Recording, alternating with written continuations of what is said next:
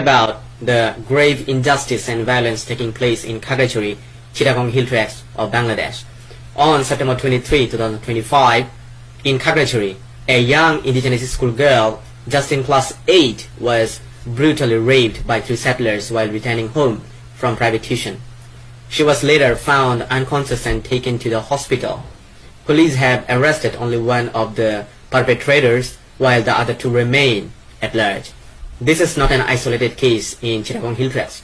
Time and again we have seen how powerful individuals use money and influence to bury cases of sexual violences against indigenous women. While state security forces and intelligence agencies harass victims, their families and those who stand beside them, these patterns of impunity only encourage further atrocities. After the July People's Uprising in Bangladesh, there wasn't a hope for an inclusive and democratic state. Instead, the reality in the hills is even darker than before. Settler violence, particularly against women, has escalated. On September 25, the people of Khagrachari organized a half-day road blockade and school boycott, followed by an anti-rape mass gathering on September 26. By then, on September 27, Jumma students and people have carried out a fully peaceful blockade demanding the immediate arrest and exemplary punishment of the rapists.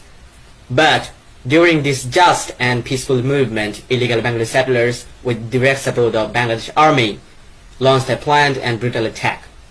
Many innocent protesters and people were injured, and one young man was hospitalized in critical condition. I strongly condemn and protest this heinous assault.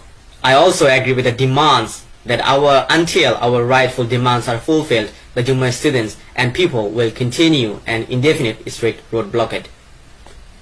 The demands from the Jumma students are: firstly, arrest the 2 rapists still at large and ensure exemplary punishment.